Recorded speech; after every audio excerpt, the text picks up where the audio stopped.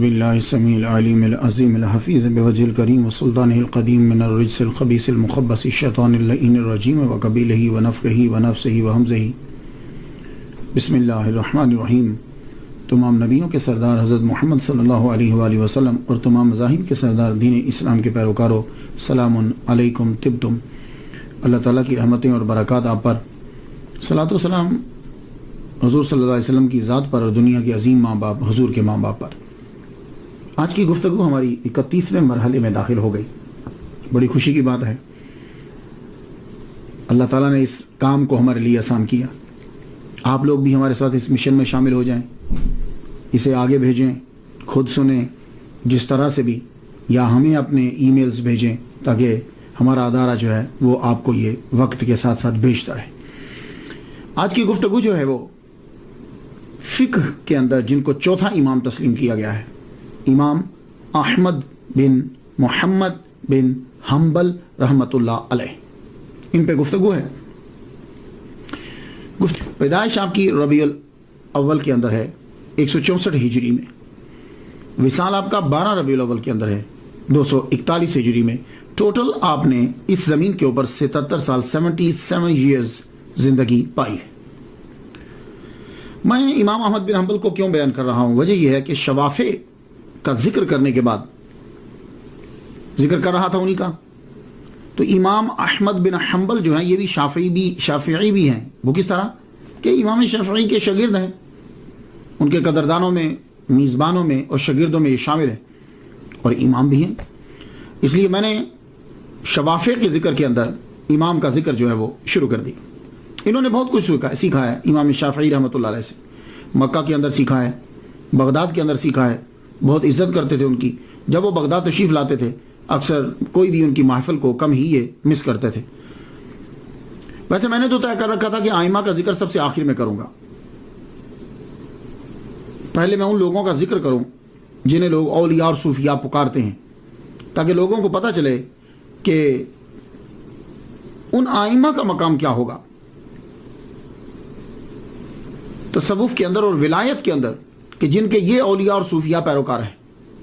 اس لیے میں نے کہا ہر غوث، ہر قطب، ہر ولی، ہر اوتاد کسی نہ کسی چاروں اماموں میں سے کسی کا وہ پیروکار ضرور ہے۔ اب آپ بتائیں کہ امام احمد بن محمد بن حنبل کا مقام کیا ہوگا کہ جن کے پیروکار غوث سے اعظم عبد القادر جیلانی رحمۃ اللہ علیہ۔ آپ بتائیں کہ محمد بن ادریس شافعی رحمۃ اللہ علیہ کا مقام کیا ہوگا کہ جن کے پیروکار حضرت جنید بغدادی ہیں، امام جزولی ہیں، امام بصیری رحمۃ اللہ علیہ۔ آپ مجھے بتائیں کہ امام مالک رحمۃ اللہ علیہ کا کیا مقام ہوگا کہ جن کے پیروکار ابو الحسن شاذلی الحسنی والحسینی رحمۃ اللہ علیہ۔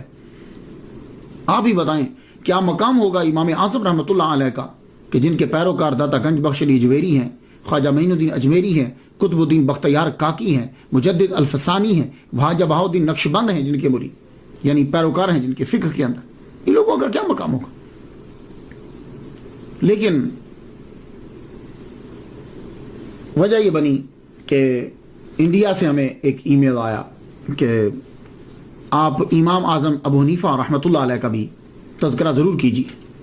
تو میں نے پھر سوچا کہ چلیے آئمہ کا ذکر بھی جو ہے وہ کرتے چلے جاتے ہیں۔ تو آج چونکہ شوافع کا ذکر تھا، اس لیے امام احمد بن محمد بن حنبل رحمۃ اللہ علیہ کا ذکر چوتھے فقہ کے اندر، ان کو فقہ کا امام تسلیم کیا گیا چوتھے نمبر کے اندر۔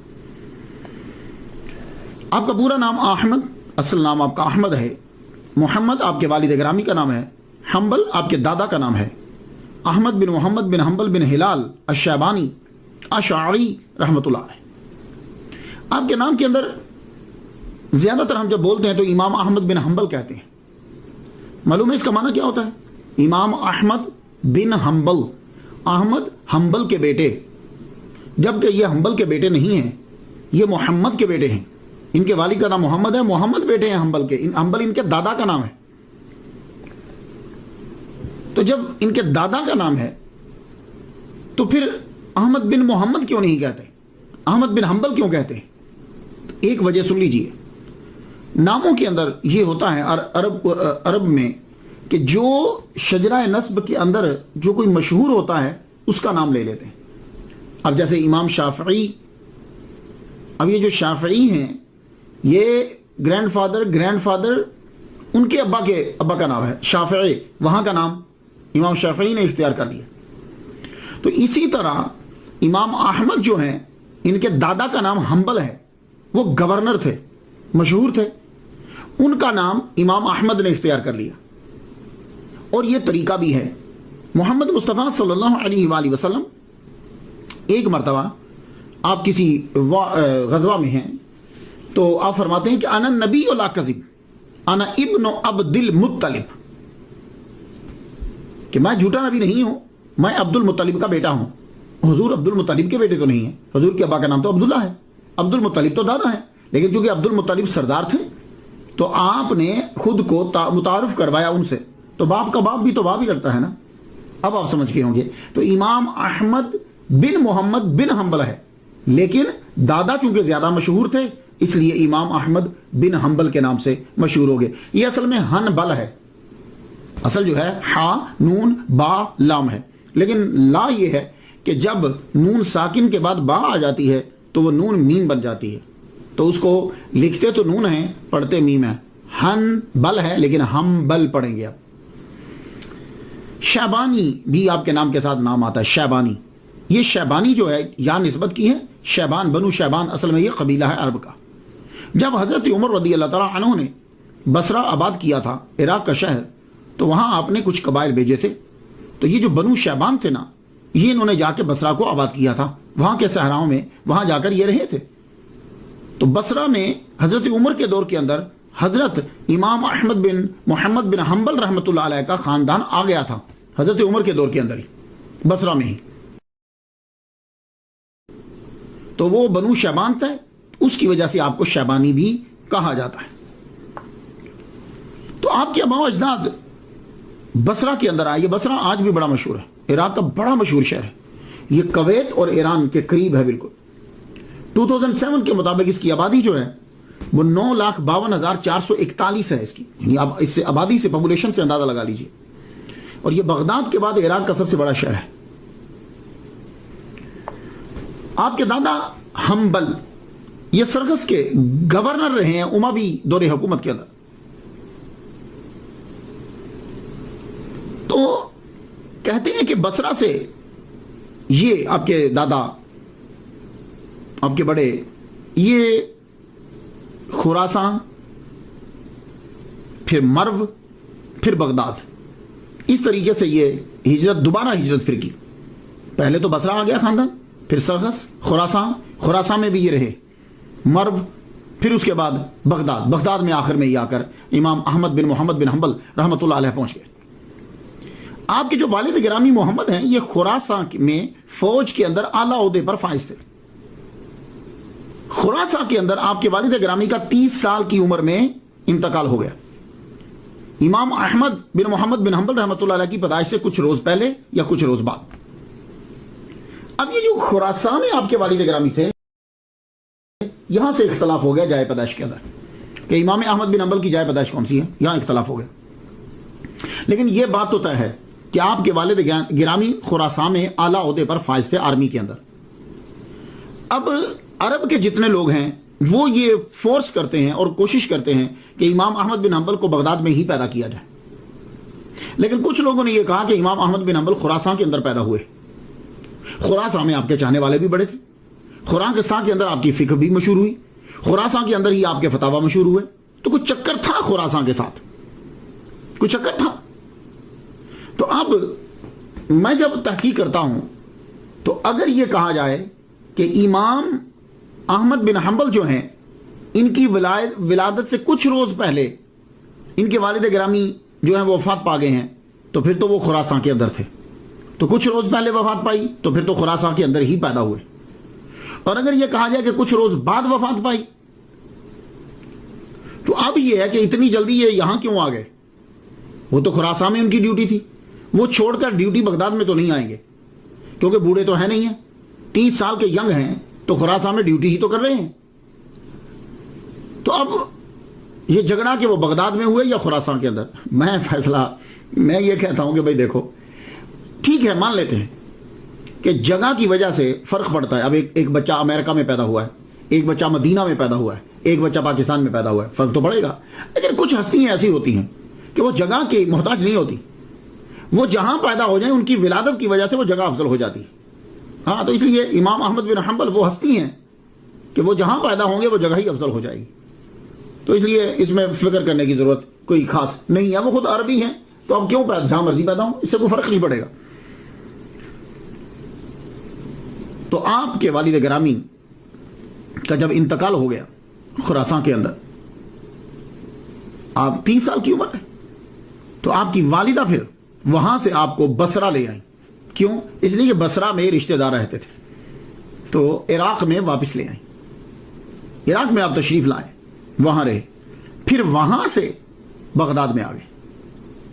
امام احمد بن محمد بن حنبل رحمۃ اللہ علیہ، آپ نے ابتدا میں، اب چونکہ غربت ہے، والد گرامی کا سایہ تو سر سے اٹھ گیا ہے، ابتدا میں جتنا پڑھ سکتے تھے پڑھا، قرآن مجید حفظ کرنا ہے، قرآن کا پڑھنا ہے. لیکن بہت سلو سپیڈ دیکھتا ہوں میں جب میں کتب پڑھتا ہوں. تو امام احمد بن محمد بن حنبل رحمۃ اللہ علیہ کی پڑھنے کے اندر سپیڈ جو ہے وہ شروع کے 15 سال کے اندر تقریباً بند ہے. اس کی اب وجہ وہی ہو سکتی ہے کہ حالات ٹھیک نہیں ہیں، معاشی حالت جو ہے وہ بہت انتہائی کمزور ہے. کیوں؟ والد گرامی جو چیز چھوڑ کر گئے ہیں پیچھے، وہ کپڑا بننے کا ایک کارخانہ ہے اور چند دکانیں ہیں.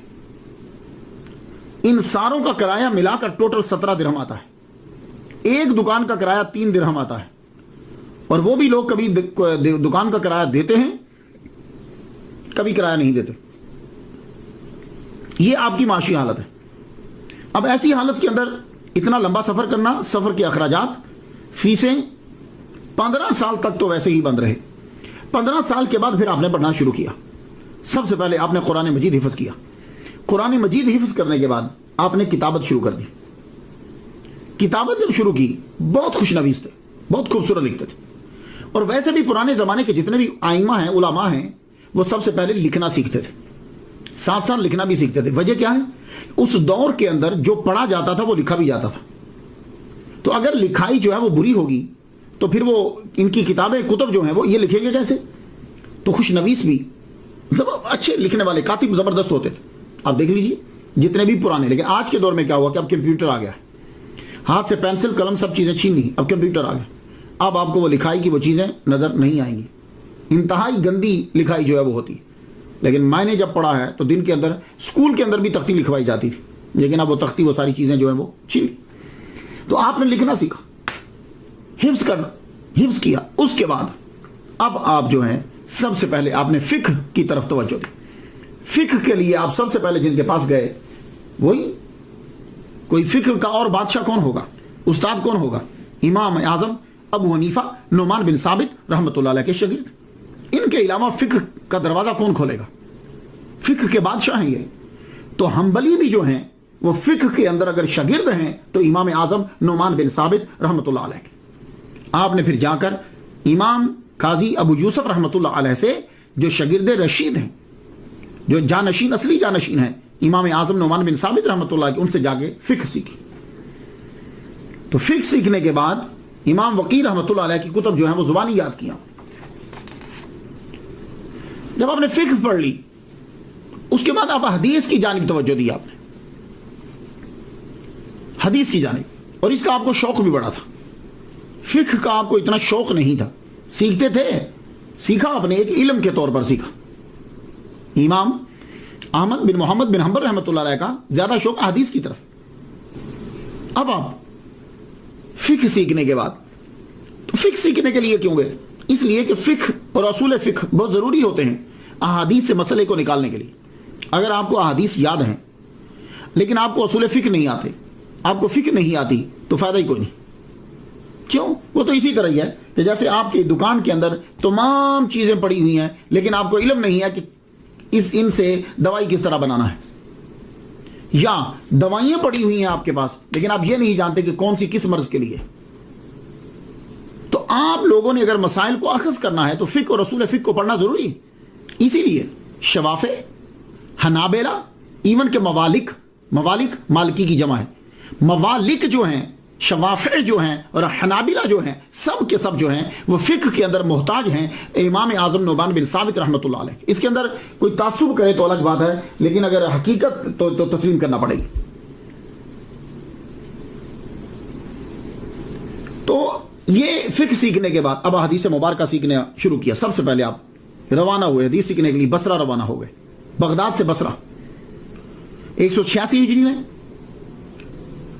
احادیث یاد کرنا آپ نے شروع کی. 3 لاکھ حدیث جو ہے وہ امام احمد بن حنبل نے یاد کر لی. 3 لاکھ حدیث یاد کر لی. 194 ہجری میں آپ نے بصرہ ہی میں السعید القطان سے بھی علم آپ نے سیکھا.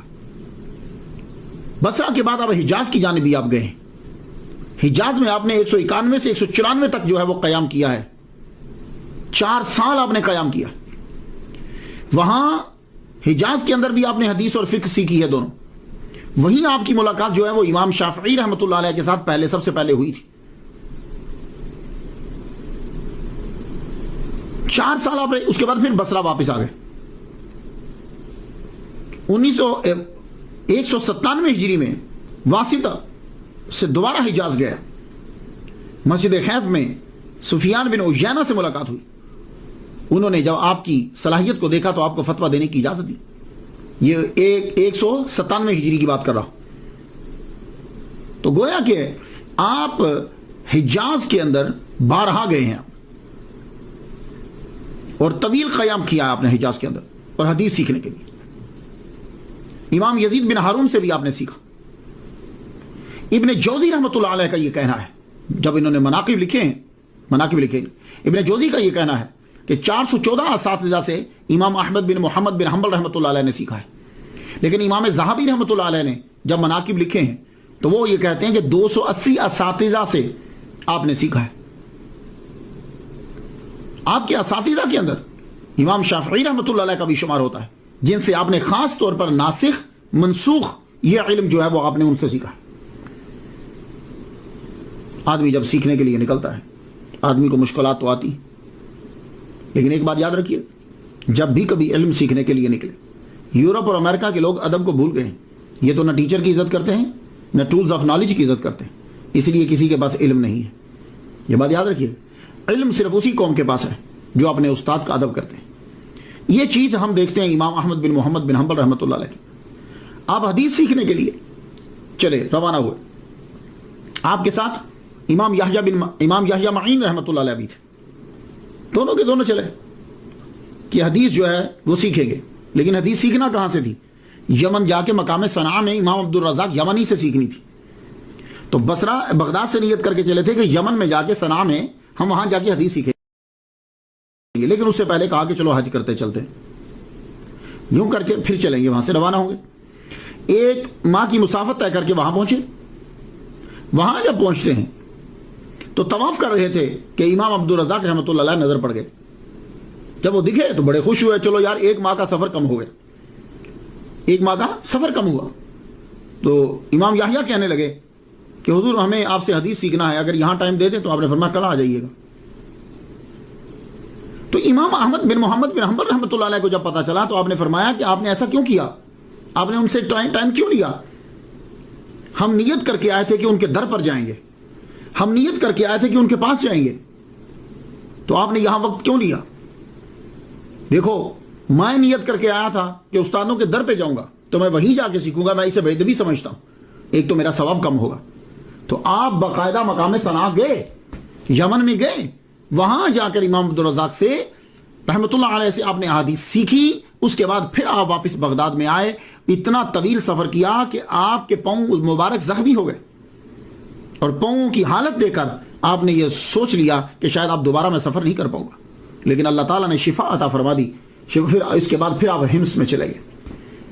آپ نے جید علماء سے علم سیکھا. اساتذہ کے ناموں سے پتہ چل جاتا ہے کہ یہ شاگرد کتنا عظیم ہے کہ جس کے استاد اتنے عظیم ہیں کہ جن کی زیارت کرنا ہی اس بات کی دلیل ہے کہ اس کے پاس کچھ نہ کچھ علم ضرور ہوگا. تو اگر یہ ان کے پاس قیام انہوں نے کیا ہے تو پھر اندازہ لگائیے.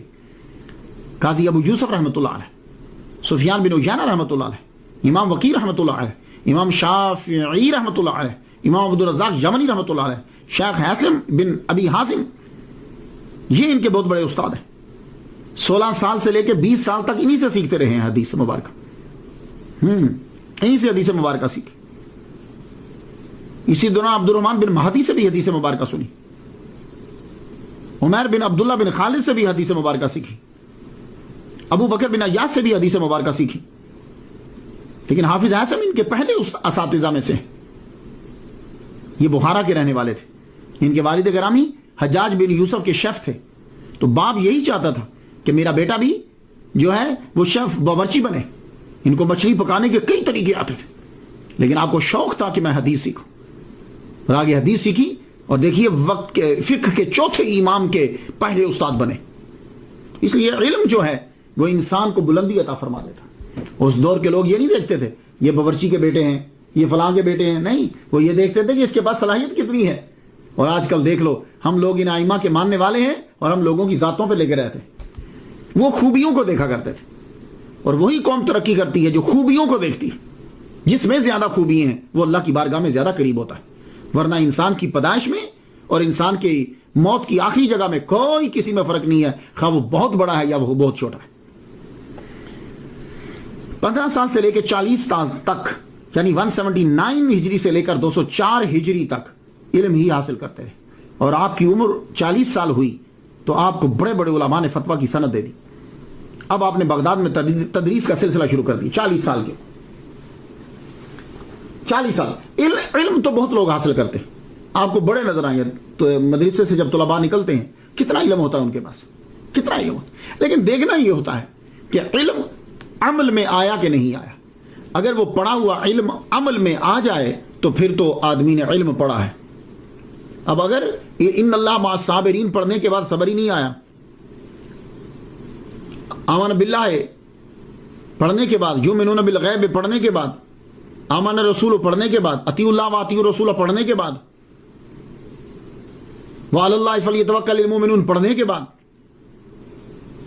دوسروں کی غیبت نہ کرو پڑھنے کے بعد، یہ چیزیں پڑھنے کے بعد اگر پھر بھی اندر ہیں تو وہ عام لوگوں کی طرح ہی ہے، وہ مولوی بھی۔ تو علم جب آدمی پڑھ لے تو اس کو عمل میں آنا ضروری، اس لیے تصوف میں جانا پڑتا ہے۔ تو تمام ائمہ کرام وقت کے بہترین صوفی تھے، زبردست صوفی تھے، تصوف کے ماہر تھے۔ جس طرح وہ فقہ میں ماہر ہیں اسی طرح وہ تصوف میں بھی ماہر تھے۔ اب امام احمد بن حنبل 40 سال جب پڑھ چکے تو اب آپ نے شادی کی، 2 بیویاں آپ کی اور 1 لونڈی۔ اللہ تعالیٰ نے آپ کو 9 بچے عطا کیے، جن میں سے 2 بیٹے، اور آپ کی جب بھی بیٹی پیدا ہوتی تو آپ یہی کہتے مبارک، انبیاء زیادہ تر بیٹیوں کے ہی باپ تھے۔ 2 بیٹے اللہ نے آپ کو دیے، ایک عبداللہ بن احمد اور دوسرا صالح بن احمد۔ یہ بڑا بیٹا آپ کا عبداللہ بن احمد جو ہے یہ اصفہان کے جج رہے، وہاں جج لگے۔ یہ علاقہ تہران کے ساؤتھ میں ہے، 340 کلومیٹر دور ہے، تقریباً 16 لاکھ آبادی ہے اس کی، ایران کا تیسرا بڑا شہر ہے یہ اصفہان۔ امام احمد بن حنبل رحمۃ اللہ علیہ کی گزر بسر دیکھ لیجیے، کتنی 2 بیوی ہیں، 1 لونڈی، 9 بچے آپ کے۔ اب گزر بسر کیسے ہوتی ہے، معاشی کیا طریقہ ہے آپ کا، تصوف۔ اب دیکھیے تصوف، ہم علماء کو مولویوں کو سمجھتے ہیں کہ شاید وہ صوفی ہے ہی نہیں ہے۔ دیکھیے گزر بسر، میں نے آپ کو بتایا کہ صرف 1 کارخانہ کپڑا بننے کا چھوڑ کے گئے تھے اور چند دکانیں تھیں، ان دکانوں کا ٹوٹل ملا کر کرایہ جو آتا تھا وہ 17 درہم تھا۔ اب 17 درہم کے اندر اتنی فیملی کو پالنا آسان ہے؟ اور سن لیجئے کرایہ کا کیا عالم ہوتا ہے۔ ایک مرتبہ آپ کی کینچی جو ہے وہ پانی میں گر گئی، گہرے پانی میں گر گئی، کینچی کو تلاش کرنے لگے، آپ کو مل نہیں رہی، تو آپ کا دکاندار جو دکان پہ رہتا تھا کرایہ دار، وہ آیا، کہنے لگا میں تلاش کر دیتا ہوں۔ وہ نیچے اتر گیا، کینچی کو لے کر آ گیا۔ آپ نے فرمایا او بھائی تم کتنے ماہ کا کرایہ تم نے نہیں دیا؟ بولا جی 3 ماہ ہو گئے۔ تو آپ فرمانے لگے اچھا چل جا، تو نے مجھے کینچی ڈھونڈ کے دی، میں نے تجھے 3 ماہ کا کرایہ معاف کیا۔ لو، پہلے ملتا ہی 3 درہم ہے کرایہ، تو کتنا بنا 9 درہم، تو وہ بھی معاف کر دیا۔ تو آپ اب خود سوچئے کہ ٹوٹل 17 آتے ہیں درہم، 17 20 لگا لیجیے، تو اب خرچہ کیسے چلے گا؟ اب اور دوسری بات آپ کو تواریخ کی کتب میں ملیں گی، آپ کی سیرت میں یہ ملے گی کہ امام احمد بن محمد بن حنبل رحمۃ اللہ علیہ کا یہ طریقہ رہا ہے اور اصول رہا ہے. آپ نے نہ تو کسی شہزادے سے، نہ کسی امیر سے، نہ فقہا، کسی سے، بادشاہوں سے، خلیفہ سے، ایون کہ آپ نے اپنے دوستوں سے بھی کبھی تحفہ قبول نہیں کیا. یہ آپ کی احتیاط تھی. اس کا مطلب یہ نہیں ہے، یہ آپ کی احتیاط تھی. کسی کا بھی تحفہ آپ قبول نہیں کرتے تھے. تو پھر کیا ہوا؟ اب مجبوراً آپ کو مزدوری کرنی پڑتی تھی گھر کا خرچہ چلانے کے لیے. اب خود سوچو یار، 40 سال کے وہ ہیں، اب مزدوری کرنے کے لیے نکلتے کہ بچوں کو روٹی بچوں کو دینی ہے. مزدوری کرتے، جتنا ایک دن کا خرچہ ہوتا کما کے لا کے دے دیتے، اس کے بعد پھر مصروف ہو جاتے پڑھانے میں. اور کبھی کبھی تو ایسا ہوتا کہ مزدوری ملتی ہی نہیں ہے، کوئی بھی کام مل جاتا آپ مزدوری کا کر لیتے. اور کبھی کبھی ایسا ہوتا کہ آپ کو کام مل ہی نہیں رہا، کام نہیں ملا تو پھر معلوم ہے کیا کرتے؟ دور دراز جگہوں میں جب فصل پک جاتی تو وہ جو مالک ہوتے تھے وہ کچھ چھوڑ جاتے تھے غریبوں کے لیے، اور کچھ گرا پڑا چھوڑ جاتے تھے. تو آپ ان سے پوچھتے کیا میں یہ اٹھا لوں؟ وہ اجازت دیتے، ہاں یہ ہماری ملکیت ہے، آپ اٹھا سکتے ہو. تو امام احمد بن حنبل اپنے بچوں کا خرچہ پورا کرنے کے لیے وہاں سے اٹھا کے لاتے. ان سے بڑا صوفی کون ہوگا یار؟ گھر کا خرچہ چلانا.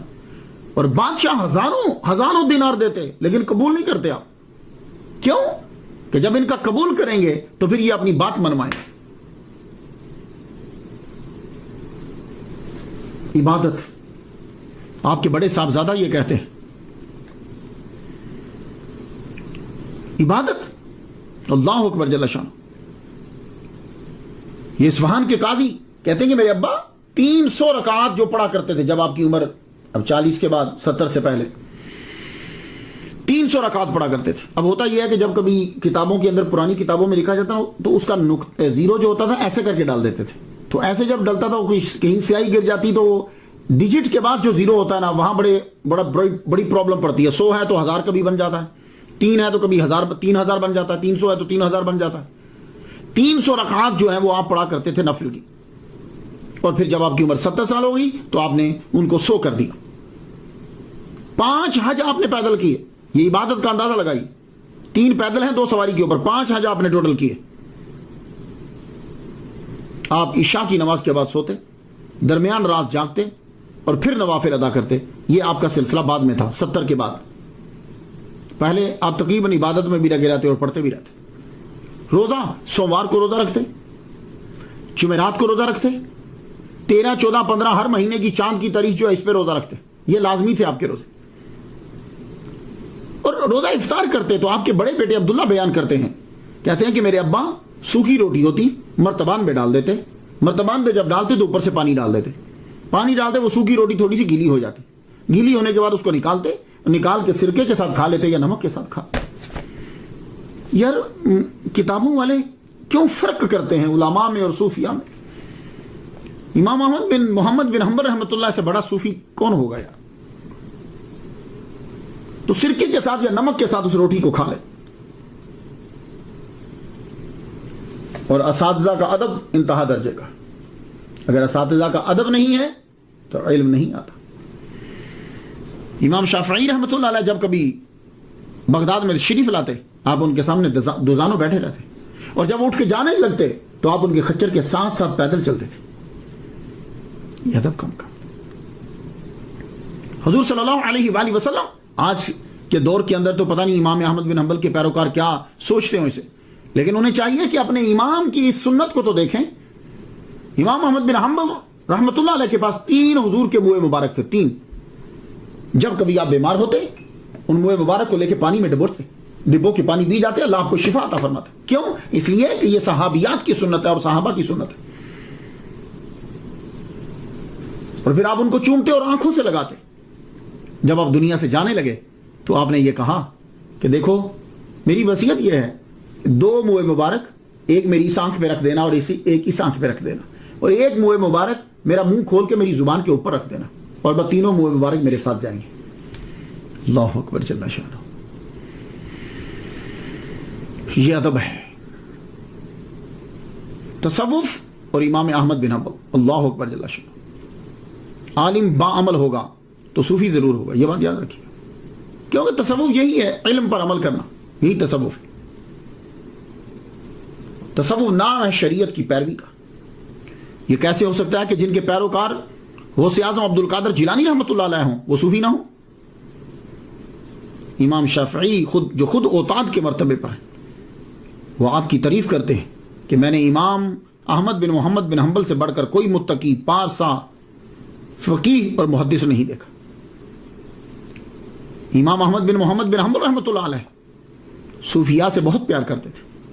آپ کے دور کے اندر جو مشہور صوفی ہیں بشر الحافی رحمۃ اللہ علیہ اور ذوالنون مصری رحمۃ اللہ علیہ، دونوں کی بڑی عزت کرتے، اور سب سے زیادہ محبت آپ کی بشر حافی سے تھی۔ آپ اپنے بیٹے کو کہا کرتے تھے بیٹے جاؤ ان کی محفل میں بیٹھا کرو۔ اللہ اکبر جل شانہ۔ بشر حافی نے فرمایا، شیخ عبدالحق محدث دہلوی رحمۃ اللہ علیہ نے فقہ اور تصوف کتاب کے اندر یہ لکھا ہے کہ بشر حافی رحمۃ اللہ علیہ نے فرمایا وہ دنیا سے خالص سونے کی طرح گئے۔ امام شافعی رحمۃ اللہ علیہ سے شناسائی تو آپ کی 187 ہجری سے تھی، تب امام احمد بن حنبل رحمۃ اللہ علیہ کی عمر جو ہے وہ 23 سال۔ پھر یہ سلسلہ جاری رہا۔ ایک مرتبہ ایسا ہوا کہ امام شافعی رحمۃ اللہ علیہ کو معلوم ہوا کہ امام احمد، ان کو پتہ تو تھا آپ کے معاشی حالات کیا ہیں اور گزر بسر کیسے ہوتی ہے آپ کو معلوم ہوا کہ یہ یمن جا رہے ہیں عبدالرزاق بن حمام سے حدیث پڑھنے کے لیے، اور پیسے ان کے پاس ہیں نہیں۔ تو امام شافعی رحمۃ اللہ نے اپنا اثر رسوخ استعمال کرتے ہوئے آپ نے ان کو یمن کا قاضی لگوا دیا کہ جب یہ وہاں پہنچیں تو قاضی لگے رہے، اور خرچہ جو ہے وہ ملتا رہے گا، تو اس سے حدیث بھی سنتے رہیں گے، علم بھی پڑھ لیں گے، اور پاکٹ منی چلتی رہے گی۔ آپ کو جب یہ کہا امام شافعی رحمۃ اللہ نے کہ میں آپ کو یمن کا قاضی لگوا دیتا ہوں، انہوں نے کہا مجھے نہیں لگنا۔ آپ نے سمجھا شاید میری وجہ سے کہہ رہے ہیں، تو آپ نے گورنمنٹ کی طرف سے کہلوایا کہ آپ کو وہاں کا قاضی لگا دیتے ہیں، آپ پڑھتے بھی رہیے گا اور قضا بھی، جج بھی رہیے گا، فیصلے کرتے رہیے گا۔ جب دوسری مرتبہ یہ بات آپ تک پہنچی تو امام احمد بن محمد بن حنبل رحمۃ اللہ علیہ نے امام شافعی رحمۃ اللہ سے کہا ابو عبداللہ سنو، غور سے سنو، اب آئندہ اگر فورس کیا کہ میں وہاں کا قاضی لگ جاؤں تو سنو میں زندگی بھر آپ سے بات نہیں کروں گا۔ اللہ اکبر۔ امام شافعی سمجھ، امام احمد بن محمد بن حنبل رحمۃ اللہ علیہ، آپ کا نام ویسے تو فقہ کے چوتھے امام میں شمار کیا جاتا ہے، 4 اماموں میں چوتھے نمبر پر، لیکن کچھ لوگوں نے یہ کہا کہ آپ فقیہ نہیں تھے، آپ محدث تھے، کیونکہ آپ نے زیادہ تر حدیث کو جمع کرنے میں لگایا، اور آپ نے اپنی زندگی کے اندر فقہ کو عروج نہیں دیا۔ یہ ان کا موقف ہے۔ ان لوگوں کے اندر ابن جریر طبری اختلاف الفقہا کے اندر امام احمد کا ذکر ہی نہیں کیا انہوں نے۔ کیوں؟ وہ کہتے تھے کہ یہ محدث ہیں، فقیہ ہے ہی نہیں۔ ایسے بہت سے رائٹر ہیں کہ جنہوں نے فقہا کا تذکرہ کیا، فقہی مسائل کو بیان کیا، لیکن امام احمد بن حنبل کا ذکر ہی نہیں کیا۔ اسی طرح قتیبہ نے اپنی کتاب المعارف میں فقہا کا تذکرہ کیا، لیکن آپ کا تذکرہ نہیں کیا۔ احسن التقاسیم کے اندر تذکرہ ہے دوسروں کا، لیکن آپ کا ذکر نہیں ہے۔ اسی طرح قاضی ایاز رحمۃ اللہ علیہ نے انہیں محدث شمار کیا ہے، فقیہ نہیں۔ وجہ کیا ہے؟ وجہ یہ ہے کہ لوگ فقہ کو جب دیکھتے ہیں تو کسی کو تو امام اعظم، امام شافعی اور امام مالک کے تناظر میں، ان کے تناظر میں دیکھتے ہیں۔ تو اگر ویسے دیکھا جائے تو واقعی ان کا کام تھوڑا سا ٹوٹل ڈیفرنٹ ہے۔ ان کی طرح فقہ پہ انہوں نے کام حدیث پڑھنے کے لیے، اور پیسے ان کے پاس ہیں نہیں۔ تو امام شافعی رحمۃ اللہ نے اپنا اثر رسوخ استعمال کرتے ہوئے آپ نے ان کو یمن کا قاضی لگوا دیا کہ جب یہ وہاں پہنچیں تو قاضی لگے رہے، اور خرچہ جو ہے وہ ملتا رہے گا، تو اس سے حدیث بھی سنتے رہیں گے، علم بھی پڑھ لیں گے، اور پاکٹ منی چلتی رہے گی۔ آپ کو جب یہ کہا امام شافعی رحمۃ اللہ نے کہ میں آپ کو یمن کا قاضی لگوا دیتا ہوں، انہوں نے کہا مجھے نہیں لگنا۔ آپ نے سمجھا شاید میری وجہ سے کہہ رہے ہیں، تو آپ نے گورنمنٹ کی طرف سے کہلوایا کہ آپ کو وہاں کا قاضی لگا دیتے ہیں، آپ پڑھتے بھی رہیے گا اور قضا بھی، جج بھی رہیے گا، فیصلے کرتے رہیے گا۔ جب دوسری مرتبہ یہ بات آپ تک پہنچی تو امام احمد بن محمد بن حنبل رحمۃ اللہ علیہ نے امام شافعی رحمۃ اللہ سے کہا ابو عبداللہ سنو، غور سے سنو، اب آئندہ اگر فورس کیا کہ میں وہاں کا قاضی لگ جاؤں تو سنو میں زندگی بھر آپ سے بات نہیں کروں گا۔ اللہ اکبر۔ امام شافعی سمجھ، امام احمد بن محمد بن حنبل رحمۃ اللہ علیہ، آپ کا نام ویسے تو فقہ کے چوتھے امام میں شمار کیا جاتا ہے، 4 اماموں میں چوتھے نمبر پر، لیکن کچھ لوگوں نے یہ کہا کہ آپ فقیہ نہیں تھے، آپ محدث تھے، کیونکہ آپ نے زیادہ تر حدیث کو جمع کرنے میں لگایا اور آپ نے اپنی زندگی کے اندر فقہ کو عروج نہیں دیا۔ یہ ان کا موقف ہے۔ ان لوگوں کے اندر ابن جریر طبری اختلاف الفقہا کے اندر امام احمد کا ذکر ہی نہیں کیا انہوں نے۔ کیوں؟ وہ کہتے تھے کہ یہ محدث ہیں، فقیہ ہے ہی نہیں۔ ایسے بہت سے رائٹر ہیں کہ جنہوں نے فقہا کا تذکرہ کیا، فقہی مسائل کو بیان کیا، لیکن امام احمد بن حنبل کا ذکر ہی نہیں کیا۔ اسی طرح قتیبہ نے اپنی کتاب المعارف میں فقہا کا تذکرہ کیا، لیکن آپ کا تذکرہ نہیں کیا۔ احسن التقاسیم کے اندر تذکرہ ہے دوسروں کا، لیکن آپ کا ذکر نہیں ہے۔ اسی طرح قاضی عیاض رحمۃ اللہ علیہ نے انہیں محدث شمار کیا ہے، فقیہ نہیں۔ وجہ کیا ہے؟ وجہ یہ ہے کہ لوگ فقہ کو جب دیکھتے ہیں تو کسی کو تو امام اعظم، امام شافعی اور امام مالک کے تناظر میں، ان کے تناظر میں دیکھتے ہیں۔ تو اگر ویسے دیکھا جائے تو واقعی ان کا کام تھوڑا سا ٹوٹل ڈیفرنٹ ہے۔ ان کی طرح فقہ پہ انہوں نے کام نہیں کیا، یہ تو ہر ایک کو تسلیم کرنا پڑے گا۔ ظاہری زندگی کے اندر کوئی مسئلہ پوچھتا تو آپ حدیث کو نکالتے تھے، حدیث پڑھ کر سنا دیتے۔ یہی وجہ ہے کہ ایک مرتبہ آپ کا یہ مسئلہ ہے کہ من ترک الصلاۃ متعمدا فقد کفر، کہ جو نماز چھوڑتا وہ کافر ہو جاتا ہے۔ تو امام شافعی رحمۃ اللہ نے پوچھا جب وہ کافر ہو جاتا تو مسلمان کیسے ہوگا؟ کیا لگے نماز پڑھ کے؟ تو آپ نے کہا جب وہ کافر ہو گیا تو کافر کی نماز تو صحیح ہوتی نہیں ہے، تو چپ ہو گیا۔ تو آپ صرف حدیث پڑھ دیتے تھے، اس کے ظاہری معنی لیتے تھے، آگے نہیں جاتے تھے۔ یا صحابہ کا کوئی مسئلہ ہوتا تو وہ بیان کر دیتے تھے۔ بہرحال ایسا آپ کی لائف کے اندر ہوا کہ آپ نے فقہی مسئلہ بیان کیا، کسی نے آ کر پوچھا تو آپ نے انکار کر دیا یا اس سے رجوع کر لیا۔ آپ بس حدیث کے اوپر جو ہے وہ زور دیتے تھے۔ یہ میں نے بہت پڑھنے کے بعد، کوئی 400 صفحات پڑھنے کے بعد آپ کو یہ بات میں بتا رہا ہوں۔ اگر آپ تحقیق کرنا چاہیں تو پھر آپ بہت سی کتابوں میں پڑھ سکتے ہیں۔ اللہ تعالیٰ نے آپ کو شہرت جو ہے دوران تعلیم ہی دے دی تھی، لوگ آپ کو جانتے تھے، جہاں آپ جاتے آپ کی علم کا شہرت ہے۔ 3 لاکھ حدیث آپ کو زبانی یاد تھی۔ آپ نے بغداد میں جب تدریس شروع کی تو چاروں طرف سے لوگ آپ کے پاس آنے لگے، جگہ کم پڑ گئی تو جامع مسجد کے اندر آپ نے تدریس شروع کر دی۔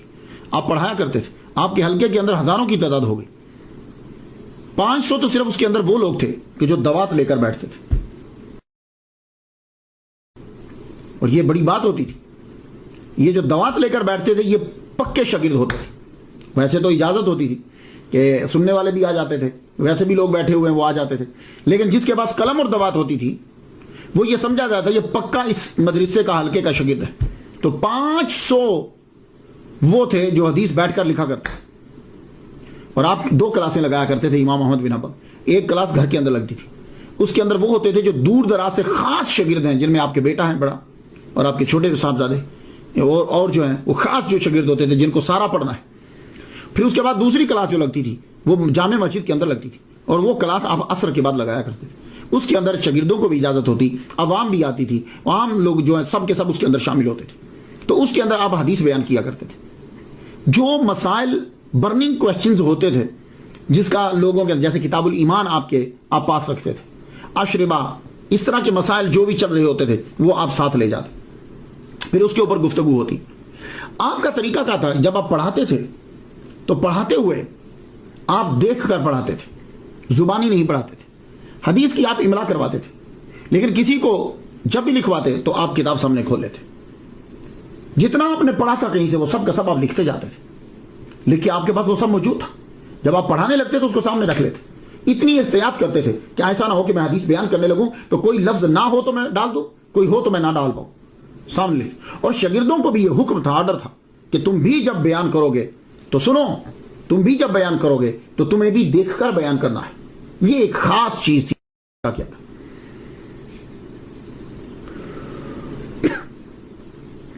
اسی لیے امام علی المدینی وہ جب پڑھانے لگے، آپ کے بہت بڑے شاگرد ہیں، تو کہا کرتے تھے میرے سردار امام احمد نے فرمایا کہ دیکھ کر حدیث جو ہے وہ بیان کرو۔ اور یہ خاص طور پر آپ کے حلقہ کے اندر یہ حکم تھا کہ کوئی میری حدیث کے ساتھ فتویٰ نہ لکھے۔ یہ جو چیزیں ہیں نا، اس لیے لوگوں نے آپ کو فقیہ شمار نہیں کیا، کوئی فتویٰ نہیں لکھا۔ ہاں فتویٰ دیتے تھے، کہتے ہیں حدیث کے ساتھ کوئی لکھے نہیں،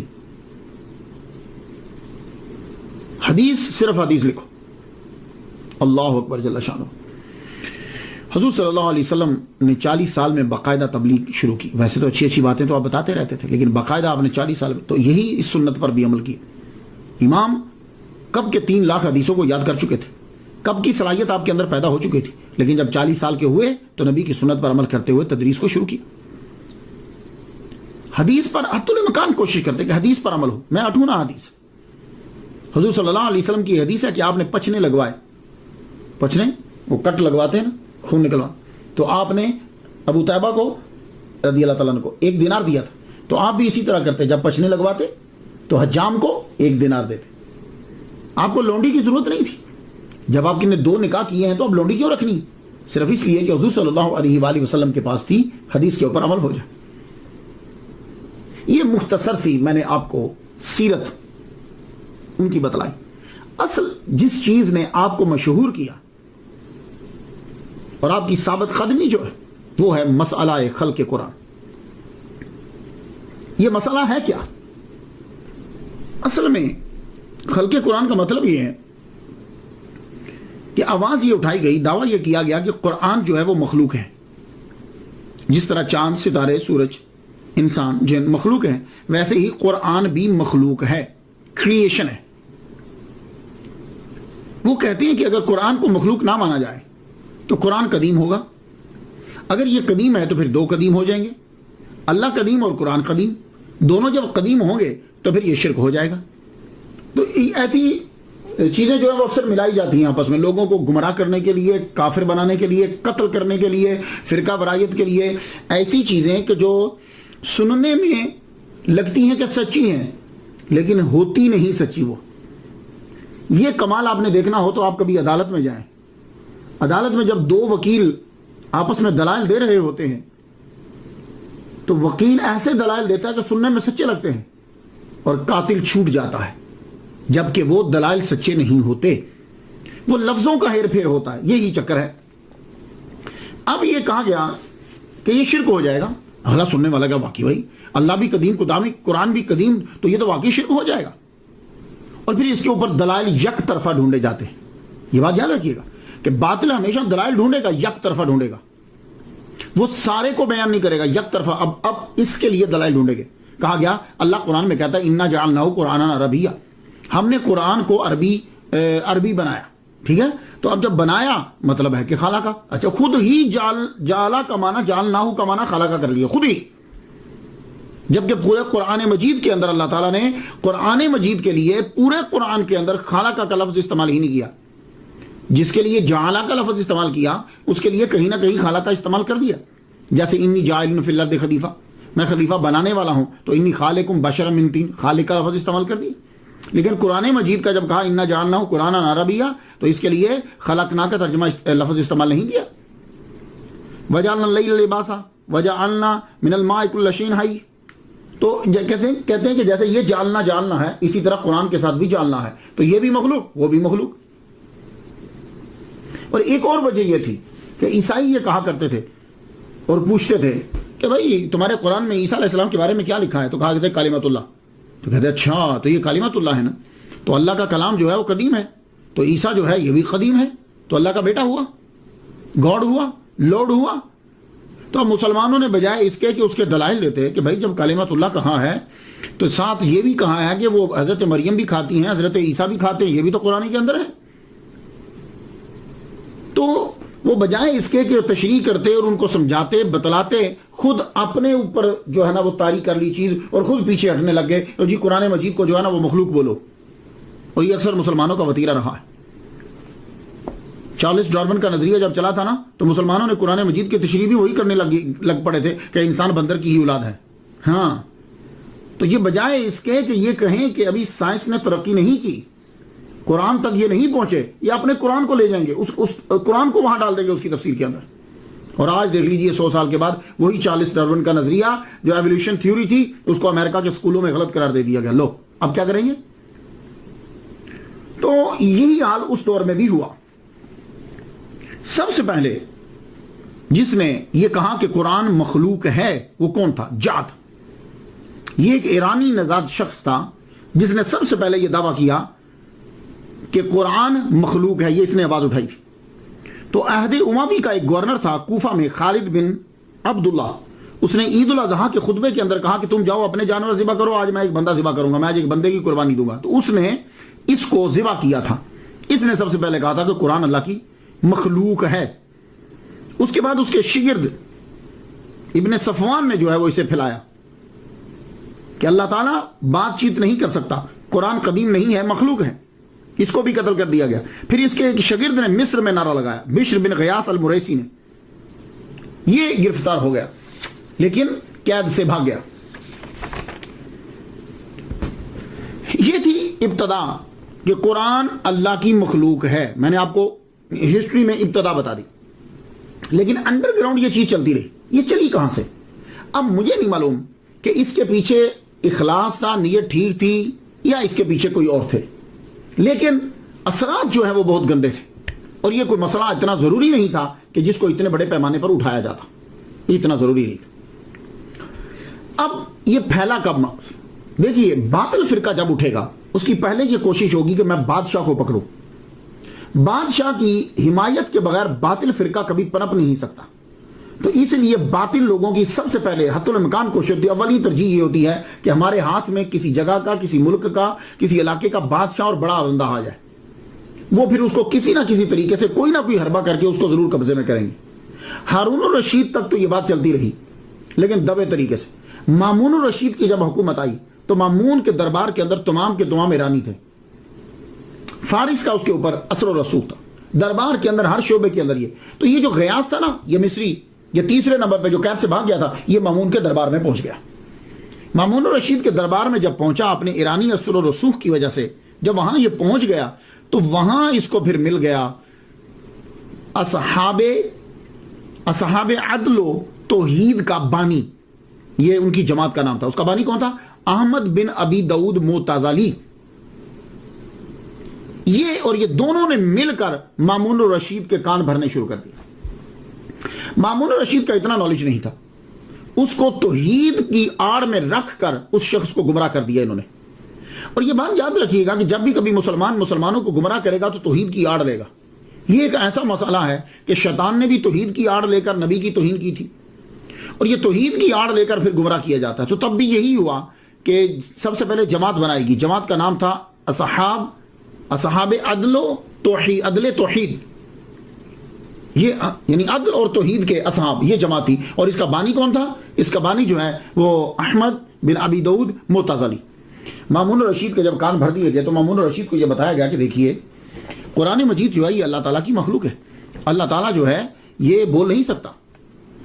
ہاں وہ یہ کرتا ہے کہ وہ حکم دیتا ہے تو گویائی پیدا کر دیتا ہے۔ وہ اس نے حکم دیا تو قرآن لوح محفوظ پہ پیدا ہو گیا، اس نے حکم دیا تو قرآن جبریل علیہ السلام کی زبان پہ پیدا ہو چل پڑا، اس نے حکم دیا تو یہ قرآن جو ہے یہ مخلوق ہے۔ اگر مخلوق نہیں مانو گے تو پھر یہ بھی قدیم ہو جائے گا، تو جب دو قدیم ہو جائیں گے تو توحید اڑ جائے گی۔ مامون رشید کہنے لگا ہونا توحید خراب نہیں ہونی چاہیے، کیونکہ اللہ تعالیٰ سب کچھ معاف کر دیتا ہے، شرک معاف نہیں کرتا۔ تو وہ یہ نہیں سمجھا کہ ان دونوں کے پیچھے خباثت کیا ہے۔ تو جب مامون الرشید نے اسے تسلیم کر لیا تو مامون الرشید نے کیا کیا، تمام فقہاء علماء کو بغداد میں بلا لیا۔ جب فقہاء علماء کو بلایا تو بلا کر مناظرے شروع ہو گئے۔ مناظرے جب شروع ہوئے تو مامون الرشید کے ابتدائی دور تک جب تک وہ بغداد میں تھا صرف مناظرے ہی ہوتے تھے۔ یہ معتزلی بیٹھا رہتا تھا، فقہاء اہل سنت و جماعت آتے تھے تو وہ آ کر مناظرے ہوتے، یہ اپنی چرب زبانی استعمال کرتا، فلسفہ استعمال کرتا، وہ اپنے دلائل دے کر جو ہے وہ چلے جاتے، بات اتنے تک ہی تھی۔ لیکن مامون الرشید جو ہے وہ بیمار ہو گیا۔ بیمار ہونے کے بعد اس نے بغداد چھوڑ دیا اور وہ چل پڑا۔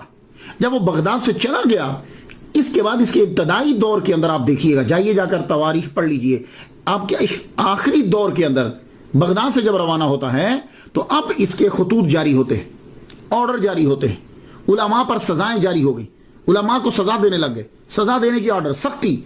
تو وہ آپ ذرا غور سے پڑھیے گا، میں آپ سے یہ کہوں گا کہ آپ ان خطوط کو پڑھیے۔ ایک پہلی بات میں آپ کو بتا دوں کہ بادشاہ خلیفہ جب خط نشر کرتے ہیں تو ان کا خط کتاب نہیں ہوتا، ان کے خط سے جملے مختصر ہوتے ہیں اور آرڈر ہوتا ہے، بس مختصر جملے۔ یہ خط جب آپ پڑھیں گے جو مامون الرشید کے خلق قرآن کے مسئلے میں ہے، یہ لگتا ہے کسی مولوی نے لکھے ہوئے، کسی فلسفی نے لکھے ہوئے، لمبی عبارتیں، اور اس عبارات کا جو ہے وہ طریقہ یہ بتلاتا ہے کہ خلیفہ کا خط لکھا ہوا نہیں ہے۔ تو بات بھی اصل میں یہ تھی کہ مامون جو ہے وہ آخری عمر میں بیمار ہو گیا، وہ بستر علالت پر تھا۔ یہ جو وزیر ہے احمد بن ابی داؤد معتزلی، یہ وزیر بھی تھا اس کا اور خاص سیکریٹری بھی تھا۔ یہ کیا کرتا تھا؟ یہ خود لکھتا تھا، لکھنے کے بعد اب پتہ نہیں سناتا تھا ابھی تک کہ نہیں سناتا تھا، لکھنے کے بعد وہ اس سے اجازت لے لیتا کہ میں اس کو آپ کی طرف سے بھیج رہا ہوں، تو وہ آگے اس کو کیا تھا، ٹھیک ہے بھیج دو، بھیج دیا۔ اب یہ لیٹر جو ہے وہ آنے لگ گئے بغداد میں کہ سارے فقہا کو اکٹھا کرو، جو مانتا ہے تو ٹھیک ہے، نہیں مانتا تو اس کی گردن اڑا دو، قید کر دو۔ اب یہ اتنے سنگین خط جب آخر میں آنے لگے تو یہی مامون بغداد میں رہتے ہوئے اتنے سخت آرڈر کیوں نہیں دے رہا تھا، یہ شک میں ڈال دیا بات۔ وہاں جا کر یہ آرڈر کیوں دینے لگا، اور آرڈر بھی اس وقت کہ جب یہ بالکل بستر علالت پر ہے، بلکہ بستر مرگ پر ہے۔ تو لگتا ہے کہ مامون کی کارستانی نہیں ہے، لیکن ظلم شروع ہو گیا۔ بلایا جاتا زر اور زور دونوں کے ساتھ، علماء کو بلایا جاتا کہ آپ اس کو مانو۔ اکثر لوگوں نے ماننا شروع کر دیا، لیکن امام احمد بن محمد بن حنبل، محمد بن نوح، امام یوسف بن یحییٰ البویتی مصری، نعیم بن حماد، یہ 4 آدمی ایسے تھے کہ جنہوں نے انکار کر دیا۔ امام احمد بن محمد بن حنبل، محمد بن نوح رستے میں ان کا وصال ہو گیا، امام یوسف بن یحییٰ البویتی ان کا بھی وصال جو ہے قید کے اندر ہو گیا، نعیم بن حماد ان کا وصال جو ہے واسق باللہ کے دور میں قید میں ہو گیا۔ بچے صرف تو امام احمد بن محمد بن حنبل بچے۔ آپ کو 2 سال 4 ماہ تک قید میں رکھا گیا اور روزانہ کوڑے مارے جاتے ہیں۔ ایک دفعہ مامون کے دربار میں آپ حاضر ہوئے ہیں، اس کا مطلب یہ نہیں کہ آپ حاضر نہیں ہوئے، حاضر ہوئے ہیں آپ، لیکن گفتگو ویسے رہتی۔ ایک مرتبہ پابا زنجیر بھی غالباً کہتے ہیں کہ جب بلایا گیا، ویسے دربار میں پہلے ہوئے، پابا زنجیر جب پہنچے تو رستے میں اس کا انتقال ہو گیا تھا جب آپ کو گرفتار کر کے لے جایا جا رہا تھا، لیکن جب وہ بغداد میں تھا تو اب دربار میں پہنچے، تو آپ نے درباریوں سے مخاطب ہو کے کہا اگر قرآن حادث ہو تو یہ اس کا کلام ہے۔ درباریوں یہ بتاؤ، اگر قرآن حادث ہو تو یہ اس کا کلام ہے، پھر اللہ کی ذات محل حادث ہوگی، اور یہ محال ہے۔ قرآن مخلوق ہے، مجھے یہ بتاؤ کہ یہ بات ضروریات دین سے ہے یا نہیں؟ اگر اس بات کو مانے بغیر دین مکمل نہیں ہوتا، پھر حضور صلی اللہ علیہ وسلم نے، صحابہ نے، اور تمہارے علاوہ دوسرے تمام علماء نے اس کو کیوں چھپایا؟ بتاؤ، سب چپ۔ اگر مخلوق مانو گے تو یہ ایک کتاب عام کتاب ہو جائے گی کہ جس کے لیے پھر نبی کی ضرورت نہیں ہوگی، تمہاری عقل کی ضرورت ہوگی، اور شاید تم لوگ یہی چاہتے ہو۔ یہ آپ کی تقریر تھی کہ اصحاب عدل توحید یہ سارے کے سارے جو ہیں پریشان ہو گئے۔ اس جماعت کا صدر چپ، اور آپ دربار میں کھڑے، آپ کے سامنے 2 بندوں کو قتل کر دیا گیا، 2 بندوں کو قتل کیا گیا، لیکن آپ ذرا بھی مرعوب نہیں ہوئے۔ آپ کی نظر پڑ گئی ایک آدمی پر کہ جو امام شافعی کا ماننے والا تھا، آپ اس کی طرف دیکھ کے کہنے لگے او ایک بات تو بتاؤ، کیا تمہیں یاد ہے کہ موضع پر مسح کرنے کے بارے میں امام شافعی رحمۃ اللہ کا قول تمہیں یاد ہے؟ لوگ حیران ہے کہ بھائی یہاں گردن اڑا دی گئی ہے اور یہ آدمی یہاں بھی فقہ کے مسائل میں پڑا ہوا ہے۔ مامون مر گیا، لیکن مامون مرتے ہوئے وصیت کر گیا اپنے جانشین اور بھائی معتصم کو کہ میرے بعد توحید کا خیال رکھنا، قرآن مخلوق ہے، اسے ضرور عام کرنا، تبھی توحید بچے گی، ورنہ توحید جو ہے وہ تباہ ہو جائے گی۔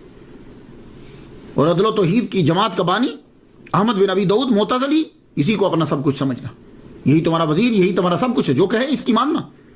معتصم کا دور آیا، اس کا ظلم بڑھ گیا، امام احمد کا مسئلہ معتزلی کے ہاتھ میں چلا گیا، اس نے قید میں پھر خوب کوڑے لگوائے۔ ایک آدمی تھک جاتا دوسرا مارنے لگ جاتا، دوسرا تھک جاتا تیسرا مارنے لگ جاتا، اور جب آپ مار کھاتے کھاتے بے ہوش ہو جاتے تو تلوار کی کوچ سے آپ کو اٹھایا جاتا، یوں مار کے اٹھو، اللہ اکبر، 1.5 سال تک آپ کو روزانہ پیٹا گیا. آپ اندازہ کیجئے 1 سال 6 ماہ تک آپ کو روزانہ پیٹا گیا.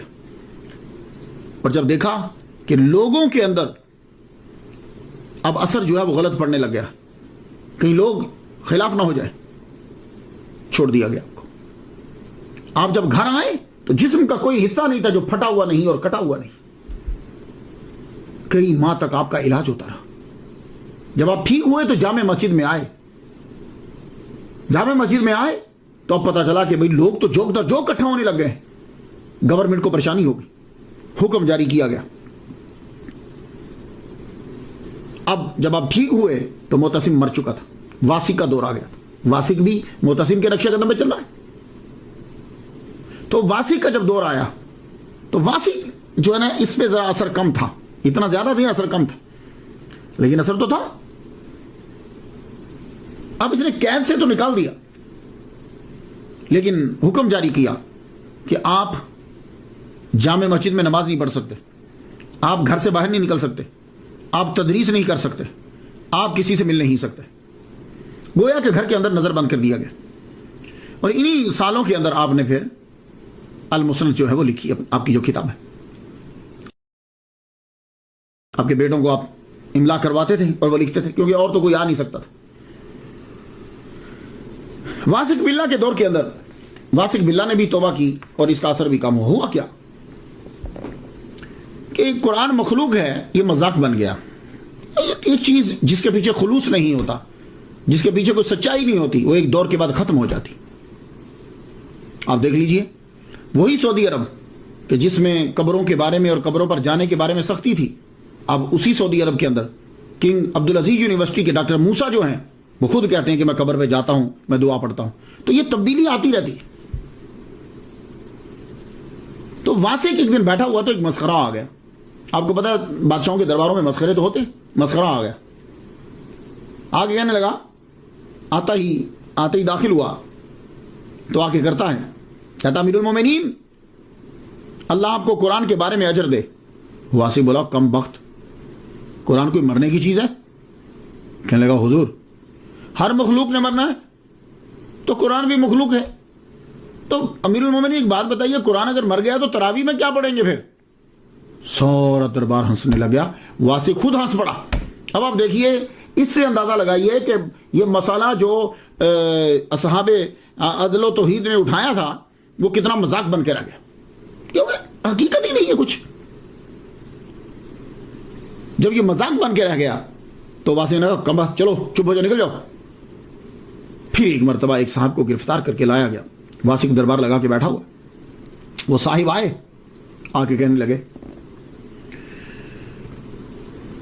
تم لوگوں کو کافر بنا بنا کے قتل کر رہے ہو. اس بنیادی عقیدے کی حضور کو، صحابہ کو، تابعین کو خبر تھی کہ نہیں؟ اگر خبر تھی تو بنیادی عقیدے کی تبلیغ کیوں نہ کی؟ اگر تم کہو کہ خبر تھی سکوت کیا تو پھر تم سکوت کیوں نہیں کرتے؟ اگر بولو کہ ان کو خبر نہ تھی تو بتاؤ اتنا اہم بنیادی مسئلہ جو توحید کو ہلا دے حضور اور صحابہ کو معلوم نہ تھا تو تمہیں کیسے معلوم ہو گیا؟ دربار میں سناٹا چھا گیا. واسق ایک دم اچھلا اٹھا، کہنے لگا واہ واہ، جاؤ معاف کیا، سمجھ آ گئی مجھے. خیر، تو واسق کے دور سے یہ جو اصحاب عدل و توحید تھے ان کو سمجھ آ گئی کہ اب ہم توحید کے نام پر لوگوں کو اور بادشاہ کو گمراہ نہیں کر سکتے. اب مسئلہ کمزور ہو گیا. تو واسق کے مرتے ہی نظر بندی ختم ہو گئی. نظر بندی بھی ختم. 5 سال کے بعد یہ سلسلہ جو ہے وہ ختم ہوا. 232 ہجری میں امام احمد بن محمد بن حنبل عزت و وقار کے ساتھ مسند پر جلوہ افروز ہوئے. تعلیم و تبلیغ شروع ہوئی اور نام و نہاد اصحاب عدل و توحید مٹ گئے. جس کو وہ کافر کہتے تھے اس کا نام آج تک زندہ ہے اور کوئی بھی آدمی معتزلہ کو اچھے نام سے یاد نہیں کرتا. آپ نے بہت سی کتابیں بھی لکھی. سب سے بڑی کتاب اور آپ کی بڑی کرامت المسند ہے. یہ کتاب آپ نے خود اپنے بیٹوں عبداللہ بن احمد اور صالح بن احمد اور آپ کے بھتیجے حنبل بن اسحاق جب آپ کی نظر بندی تھی نا تو تب آپ لکھواتے تھے. تو آپ فرمایا کرتے تھے بیٹے حدیث صرف لکھنا, اس کے ساتھ اور کچھ نہیں لکھنا تم نے. لیکن جب آپ کی دنیا سے آپ تشریف لے گئے تو پھر آپ کے بیٹے نے بعد میں تشریحات اور فتاوا بھی ساتھ جو ہے وہ ملا دی, وہ بھی ساتھ لکھ دی. 180 ہجری سے جو احادیث آپ نے یاد کرنا شروع کی تھی وہ آپ نے 225 ہجری میں بچوں کو لکھا. اس کتاب کے اندر امام احمد نے رحمت اللہ علیہ نے حدیث کو صحابہ کی ترتیب پہ لکھا, جس طرح صحابہ کا مرتبہ تھا, خلفائے راشدین, پھر اس کے بعد تو ایک صحابہ سے جتنی حدیث روایت ہیں وہ آپ نے مسند میں لکھ دی. یہ آپ کا ذرا ڈیفرنٹ سٹائل ہے کہ آپ نے ایسا نہیں کیا کہ پہلے وضو, طہارت, وضو, یہ اس طرح کے مسائل, اذان, نماز, نہ.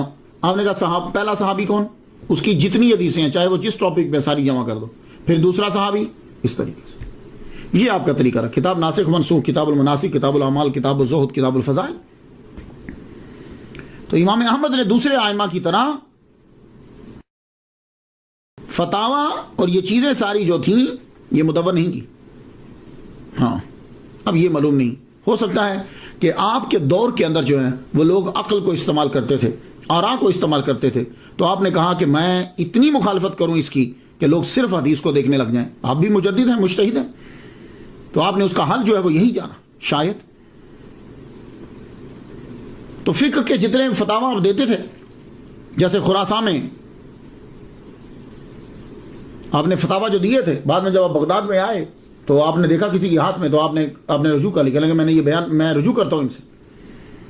اسی طرح یہی وجہ ہے کہ جب امام احمد بن حنبل رحمۃ اللہ علیہ کے فتاوا کو پڑھا جاتا ہے تو تضاد پایا جاتا ہے اس کے اندر, کہ ایک دفعہ آپ نے بیان کیا, دوسری دفعہ. خیر میں ان سلسلوں میں پڑھنا نہیں چاہتا, میری تو یہ بتانا ہے, صرف ان کی سیرت کو بتانا ہے کہ انہوں نے محمد مصطفیٰ صلی اللہ علیہ وآلہ وسلم کی حدیث کو اپنایا اور ان کو آگے جو ہے وہ پھیلایا. تو ماہ ربیع الاول کی 4 تاریخ کو آپ شدید بیمار ہو گئے, 9 روز تک بیمار رہے. بروز جمعہ 241 ہجری 12 ربیع النور کو آپ دنیا سے کوچ کر گئے اور آپ کی عمر جو ہے وہ 77 سال تھی. آپ کی وفات جو ہے وہ جنگل کی آگ کی طرح دنیا میں پھیل گئی. لوگ آ گئے, اتنا جنازہ ہوا کہ کہتے ہیں کہ 8 لاکھ لوگ آئے. عبد الوہاب وراق کہتے ہیں کہ 10 لاکھ لوگ آئے. اور جب جنازے کے لیے صفیں بننے لگی تو بغداد کے اندر کوئی ایسی جگہ نہیں تھی کہ جہاں بندے کھڑے ہوئے نظر نہ آئے. چھتوں پر, گلیوں میں, محلے میں, ایون کہ کشتیوں کے اوپر لوگوں کو کھڑا ہونا پڑا. ہر جگہ آدمی ہی آدمی نظر آ رہے. تو آپ کا جو ہے وہ جنازہ پڑھا گیا. تو کہتے ہیں کہ 40,000 غیر مسلموں نے اسلام قبول کر لیا. ہر آنکھ اشک بار تھی آپ کے جانے پر. یہ کہ جن کو لوگ کہتے تھے کہ توحید خطرے میں ہے اس کے جملے کی وجہ سے, اگر یہ نہیں مانے گا تو توحید تباہ ہو جائے گی, دیکھو وہ پورا بغداد اس کے جنازے میں شامل ہے. اور یہ بات آپ نے اپنی زندگی میں کہہ دی تھی. امام دارقطنی نے روایت کرتے ہیں صالح بن زید سے, وہ روایت کرتے ہیں عبداللہ بن احمد بن حنبل سے کہ بتا دو معتزلہ کو, میرے ابا نے کہا تھا بتا دو معتزلہ کو تمہارے اور ہمارے درمیان انصاف میری نماز جنازہ میں ہو جائے گا. اللہ اکبر. کہتے ہیں 1 ہفتے تک آپ کی قبر مبارک کے اوپر لوگ آ کر نماز پڑھتے رہے. اتنا جنازہ, اتنے لوگ تھے.